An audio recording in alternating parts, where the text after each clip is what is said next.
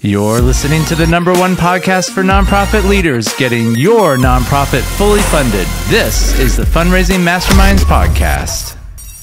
Well, welcome back to the Fundraising Masterminds Podcast, where we discuss practical biblical principles of all things nonprofit. I'm your host, Jason Galasinski, and with me, my co-host, Jim Dempsey. Hey, Jason. Thank you so much for joining us today. We have an important topic. We are discussing marketing for nonprofits, and this is actually part 2 in a 3-part series.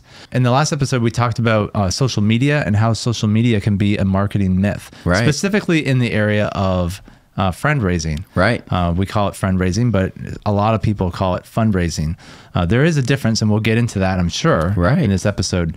But this is really part 2, and we're going to be discussing the content of marketing. So really, when we are delivering our message, there needs to be 3 things that are fundamental to every marketing message. And I would argue that if these 3 things are not in any of your marketing pieces, not going to be effective in accomplishing what you want it to be. Yeah. And if you've got a problem, it's likely that it's one of those 3 things. Right.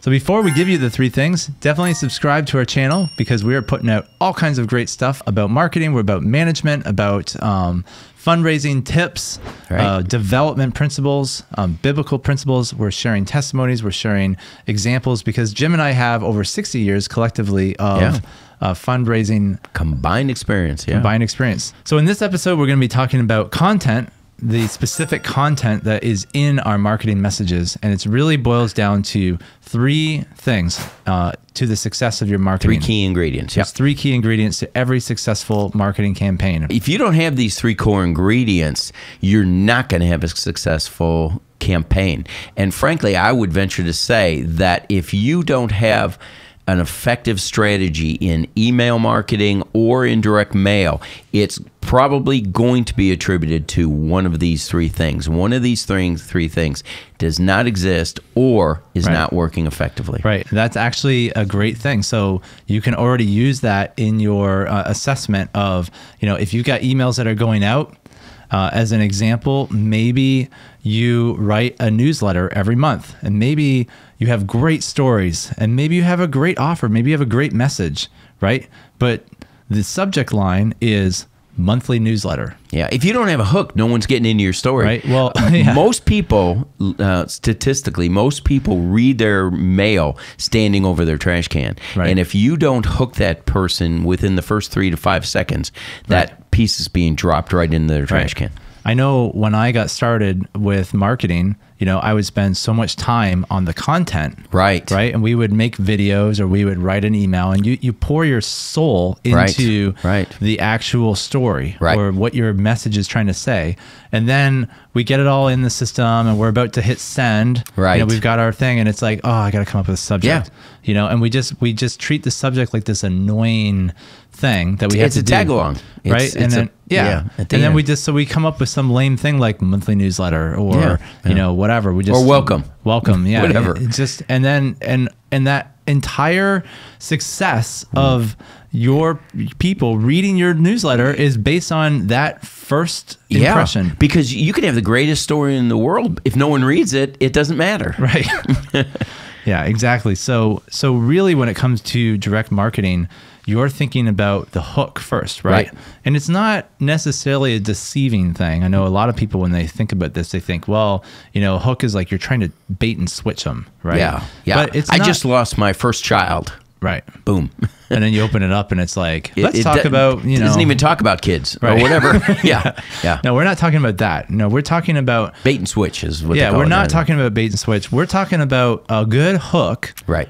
Is just something that is related to your thing. But it really draws your attention, right? It really gets you to want to read it, gets you to want to open it. Related to your message. And generally within direct mail letters and email marketing, it's either your first sentence or your PS. All studies will show that statistically you're going to draw people into your letter either through your opening sentence or your PS.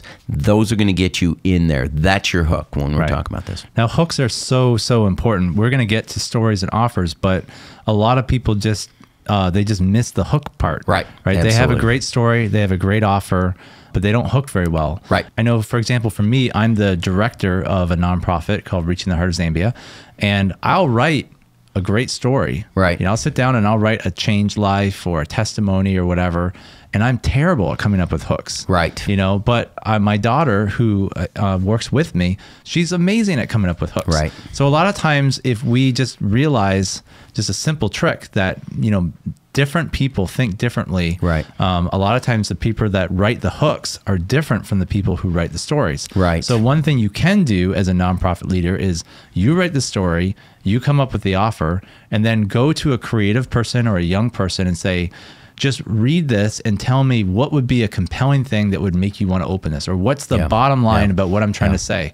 And a lot of times someone who didn't write it is going to read that and they're going to be like, it's about, they're just going to hit the nail on the head. Yeah. You know, they're going to be like, this one book changed the life forever. Right. Or, you know, they'll say something that's like, oh, wow, yeah. That's kind of summarizes what the whole story is about. Right. And a lot of times, you know, the more dramatic you can be, the better or whatever. But well, I'm a big fan personally of pull quotes. And the definition of pull quotes is that every good story should have a quote from the person whose life was changed. And we'll talk about stories in just a minute. But you're going to want a quote in there from the person whose life was changed. I'll take that pull quote and I'll use that in the beginning, such as, before I met Susie, my life was headed down the drain. I was abused. I never thought I would be of value to anyone. That could be your first sentence, your pull quote coming right out of your story. That'll grab somebody in there and get them to read the story, and they'll find out what the story was about. Right. Yeah. So really, when we're talking about marketing, right?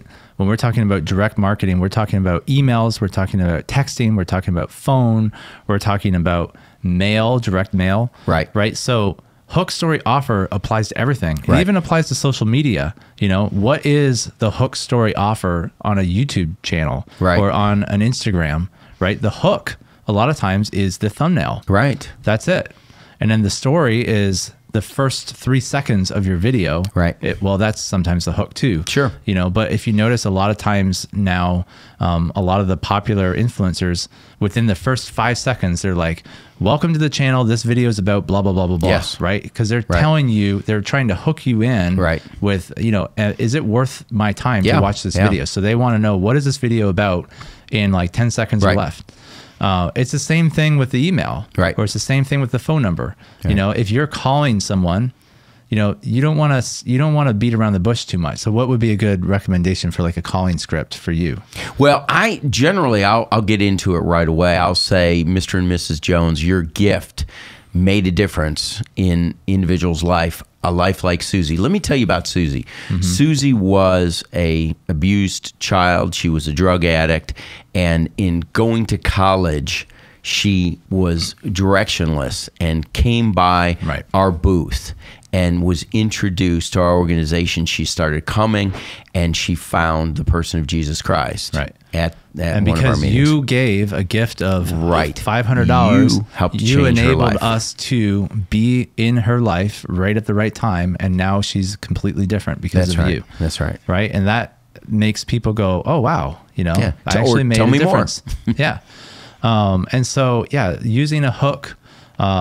In a nonprofit sense, you know, we're not selling products. So a lot of times people hear the words hook, story, offer. They think of like, you know, you're hooking people to buy a product. But in the nonprofit world, you know, people aren't buying products. What they're doing is we're trying to introduce them to our mission, vision, and values. Right. So, so we're trying to hook them with ultimately, you know, the fact that we are actually making a difference in the world. I think people get very excited by impact. By making a difference. People want to be a part of something big.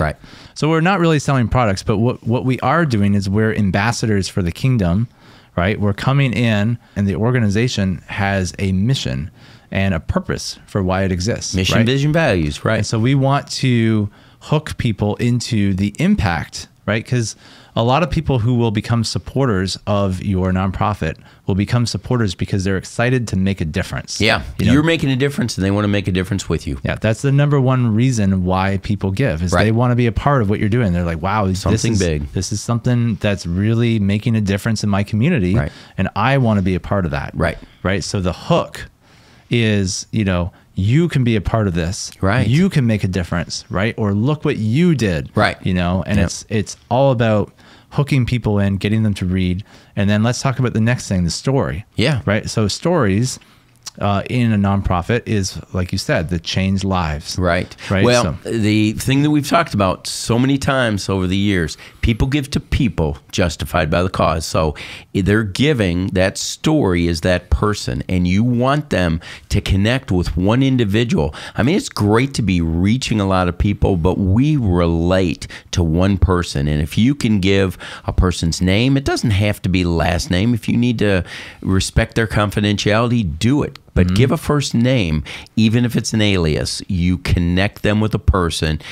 Joe was a homeless person. Joe grew up in a difficult situation, or Joe lost his job and now lives out in the streets until he found XYZ Rescue Mission. Right. And because of you, we're able to get him off the street. Your partnership. Now, one of the big mistakes that I've seen nonprofits do is they feel compelled in like maybe they're doing a newsletter, they're doing an update. So they know that they should update people, but we tend to get caught up in like the statistics, because we want people we want to feel validated. So I've seen letters like this, and I get these in my email all the time, where it's like, thanks for being a supporter of XYZ ministry. This year we reached 50 people with Bibles, and 100 people got baptized, and we started 300 churches, and we had 5,000 people come to here, and we distributed 10,000 of this and did 5,000 of that. And they think that people are they write that because they think that oh wow, you must be making a difference. Because you're trying to validate, like, hey, you partnered with us and we were able to do all this stuff. Right, statistically. Well, Jason, that is called output. And there's a difference between output and outcome. Output are statistics. Outcome are the lives that are changed as a result of that. We know that in every household, as an example, there's a logical giver and there's an emotional giver. And we know that every letter, every story, every dinner that you do needs to have a little bit of both. But know that ultimately people give because of those outcomes, the lives are changed. Well, what I was trying to get at is ultimately, if you're just sharing statistics, it feels like the person writing the newsletter is kind of like trying to justify their job in a way. Like, hey, I did all this stuff, good for me, rather than telling a story. You are focusing in on a specific situation and it draws people in. Because when I read a bunch of statistics, I just think, okay, whatever, okay, that's good. But it doesn't help me to relate. I don't know what it was like when you went to Africa and you gave 200 Bibles away. I would much rather hear the story of how you went to Africa and gave 200 Bibles to people. Well, I'd like to find out one of those 200 individuals, how their life was changed. Yeah, you're talking about emphasis, and you're saying the mistake is, which I agree 100%, you put the emphasis on you or the organization. That's nice, but that's not what's important to our partners. Our partners want the emphasis to be put on the life that was changed because you're helping them see that a life can be changed as a result of their gift. Right. So the principle here, because again, it doesn't matter what nonprofit you have, right? There's a principle of hook, story, offer, right? And it applies to all things. It applies to all business. It applies to marketing, just in general. The hook is what we said before, where you're drawing people in, but then you're trying to draw people into a story. Right. Now think about it in terms of like all the movies that you watch, right? How many people want to sit down on their couch with a big bowl of popcorn on a Friday night and watch a really awesome presentation of statistics? Doesn't that sound fun? Yeah, I mean, a documentary about numbers. life in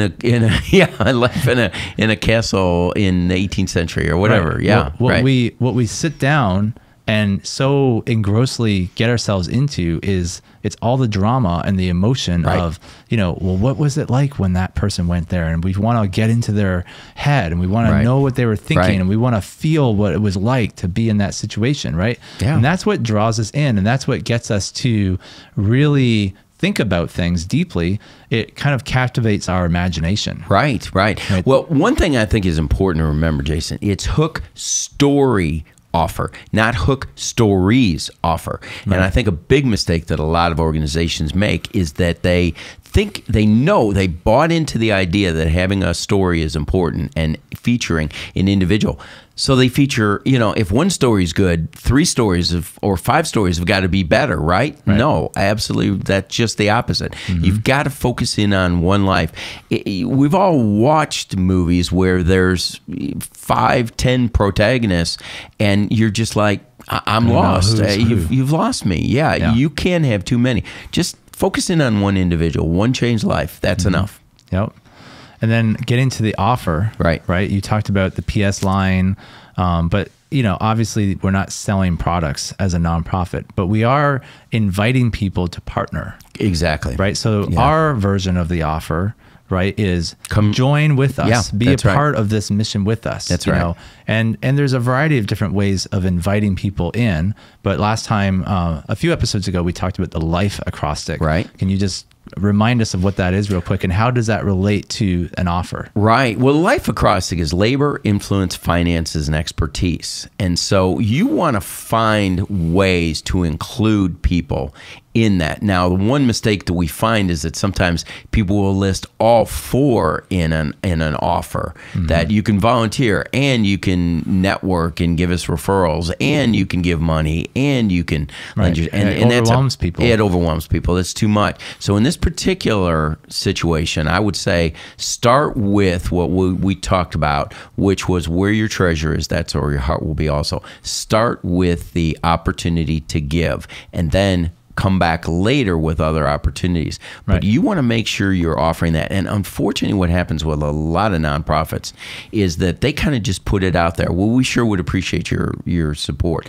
If you're going to present an offer, present it with some teeth. Say for a gift of $100, $250, or $500, you're going to make a difference. Or will you prayerfully consider a gift of $1,000 today to make a difference in the life? $500 will enable us to exactly, or make a difference in the life of an individual like Susie. Stimulates people's imagination, right? Because they imagine, okay, if I gave a gift of $100, here's the impact I'm going to be made. Get this impact. If I give a gift of $5,000, this is what I'm going to do, and they think about that, right? So you're drawing them into the story. That's right. So it's all about. I think that one of the reasons why nonprofits just kind of like rifle, blast, everything. Yeah, the shotgun just approach. Because they are short-staffed. Right. A lot of times it's just with smaller people. They just have 1 or 2 people trying to do everything. They're not. So they're just like, hey, I've got to answer phones. I've got to do this. I've got to balance my bank account,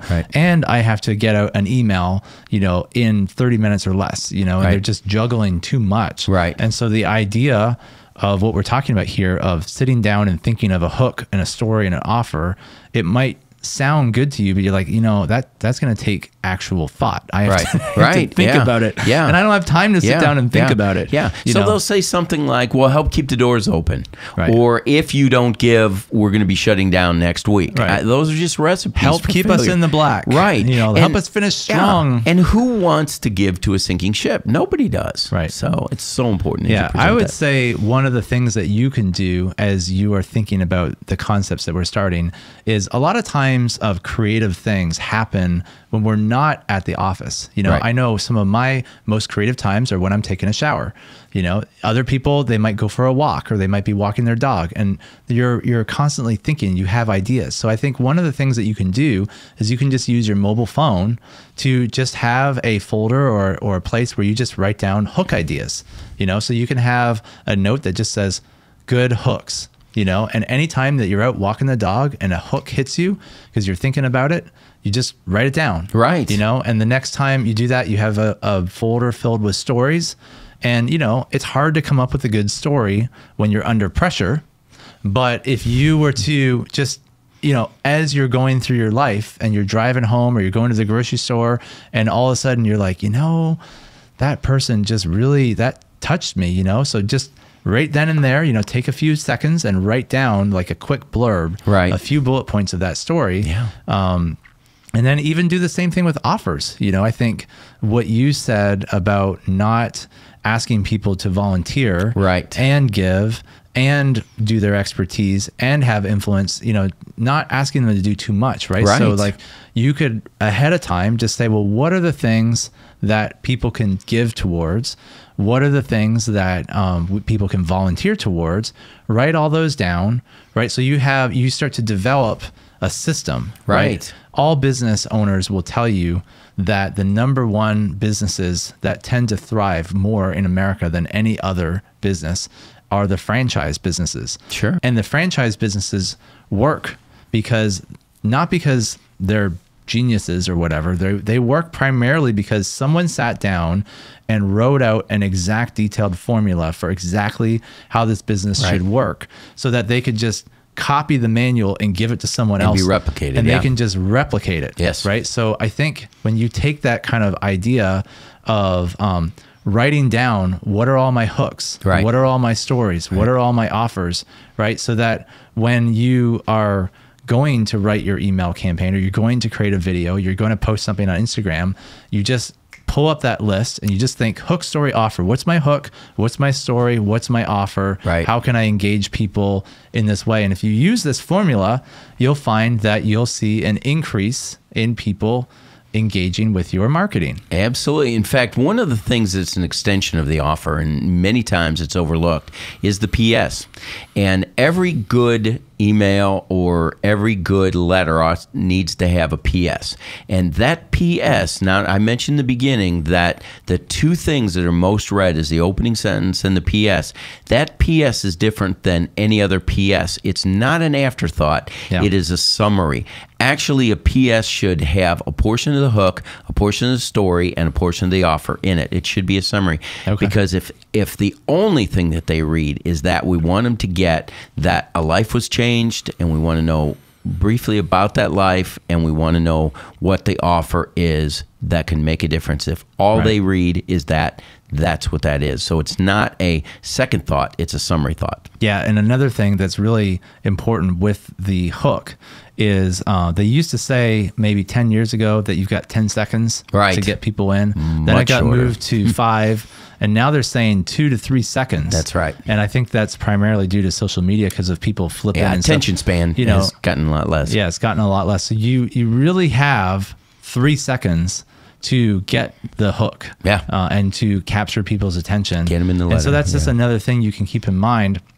And one way that you can just test this out, is if you're writing a marketing newsletter or you're sending out an email, again, send it, write it, but then beta test it on your staff or beta test it on your family or your friends. Board, send it to them and say, is this something you would open? Right. Like, be honest with me. I know you're my friend. Right. But tell me honestly, if you got this email, would you open it? Yeah. And they would say, a lot of times I've done that with people and they'll say, nah, I wouldn't, maybe because it was from you, but no, it didn't do it for me. And then I'd have them read it and I'd say, well, what do you think would compel you to open this? Oh, yeah. And they'd say, well, I would say this, and that's just a way that you can include other people. Right. Right.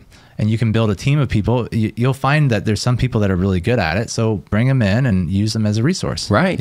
And it's the same thing with video. If you're doing a video or whatever, you got 3 seconds, so don't spend a whole big 30 seconds, showing your logo and doing a big, music soundtrack. But that's one of my pet peeves. Yeah. It's like you hit play on a video and it's like, boom, and it's like, 30 seconds in, you're like, what the heck is this even about? They're out to the next video. Most people these days, when they click on a video, they want to know, am I at the right place? Right. Tell me in 3 seconds or less if I'm at the right place. Right. So that's the hook. And then you can spend your time developing your story and your offer later. Actually, Jason, as we talk about hook, story, offer, you can use that principle in almost everything that you do. Yeah. In fact, you can actually take hook, story, offer into your event.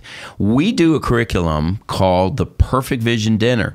And one of the key components to setting up your program and establishing a successful program in the Perfect Vision Dinner is getting a hook, pulling people in, telling them a story, and then offering them an opportunity to partner with you. So if that is something that you'd like to find out about as a viewer, if you want to find out about the Perfect Vision Dinner or want to have an event that incorporates effectively the hook, story, and offer, go to our website, fundraisingmasterminds.net, and look for our next course. And we offer that curriculum. Look for that. And be sure to subscribe to this channel on YouTube and click the bell so that you're notified of the next broadcast. We're also out there on all social media platforms. You don't have to agree with everything we say. And if we say something that you think is wrong, or you have a different opinion, or something else worked differently, put that in the comment section, because we're building a community of individuals, of nonprofit leaders who are trying to make a difference in our world, and that iron sharpening iron makes a big difference in there. So go out on all of our social media platforms, especially Facebook and Instagram, and be a part of our community. Yeah, and I wanted to talk a little bit more about the Perfect Vision Dinner because really it's not just a curriculum. It's not just a video curriculum, but it's actually, you get access to Gemini. We actually developed the course. I think some people call them live courses. Right. Because it's a combination of video and live. Right. So you get 20 weeks of video, tons and tons of great value there. But then we also meet with you every single week. So it's actually an enrollment process that you have to go through. You have to apply and you have to enroll to the course. And we do it 2 times a year. And we limit the number of people. We limit because we can only work with so many people directly, right? So I think we normally limit to about 50 people. So you got to get in. Right. We have enrollment open for the spring, and we always have enrollment open for the fall. But we do one in the spring, one in the fall. And what it's designed to do is it's designed to take you through the process of learning about a vision dinner and actually doing a vision dinner. So by the end of the course, you are equipped and actually doing the dinner. And the reason you're going to do this dinner is so that you're going to be fully funded at the end. Right.